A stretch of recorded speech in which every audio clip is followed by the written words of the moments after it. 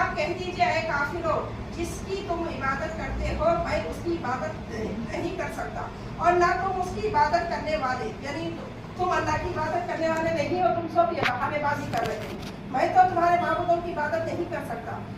جس کی میں عبادت کرتا ہوں تم اس کی عبادت نہیں کرنے والے ہو، اور نہ میں ان کی عبادت کرنے والا ہوں جن کی تم اور تمہارے آبا و اجداد عبادت کرتے رہے، اور نہ ہی تم عبادت کرنے والے ہو جس کی میں عبادت کرتا ہوں۔ 2 بار دہرائی گئی ہے کہ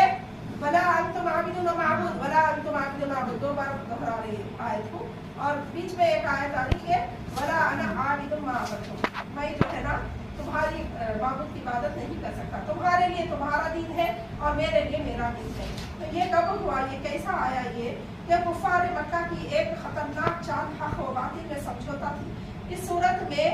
ان کافروں سے خطاب ہے جس کے بارے میں اللہ تعالیٰ فرماتا ہے ولم یلد، یعنی اللہ تعالیٰ فرماتا ہے، بخاری کی روایت ہے، جب آپ صلی اللہ علیہ وسلم کی دعوت سے مکے میں کچھ لوگ مسلمان ہو گئے تو کفار مکہ کو ابتدائی اسلام میں اور کفر میں سمجھوتا کی سوچی اور ان کی چال بازی دماغ میں آئی، اور اس کے لیے کئی راہیں اختیار کی گئی، کبھی کچھ لالچ کا راستہ اور کبھی کچھ دھمکی کا راستہ اور کبھی ہوس کا راستہ، حتیٰ کہ ایک دفعہ کفار نے یہاں تک کہ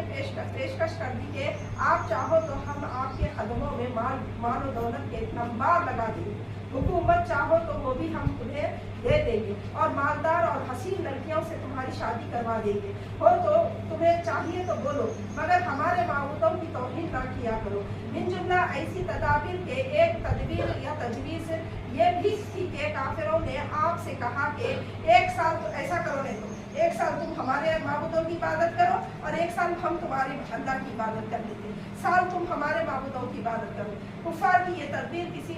کسی رواداری کی بنا پر نہیں تھی بلکہ ایک انتہائی خطرناک چال تھی، جس کہ یعنی اللہ کے نبی کو کیا وہ لوگ خوبصورت بچیاں دیتے تھے یا اللہ کے نبی کی وہ لوگ کیا ہمدردی میں تھے؟ نہیں، ان کی ایک چال تھی کہ ان کو راہ راست سے بھٹکا دیں گے، جس سے وہ دھوکہ دے کر پیغمبر اسلام کو ان کے قدموں سے اکھاڑنا چاہتے تھے، اس لیے کہ وہ ایک اللہ کی عبادت کی طرف سب کو بلا رہے تھے، بڑا معبود تسلیم کروا رہے تھے۔ ان کا جو وہ تو صرف یہ تھا کہ وہ اللہ کے ساتھ دوسرے معبودوں کی بھی عبادت کیا کرتے تھے، اس لیے اس شرط سے نہ ان کے عقیدے میں کچھ فرق آتا تھا نہ ہی طرز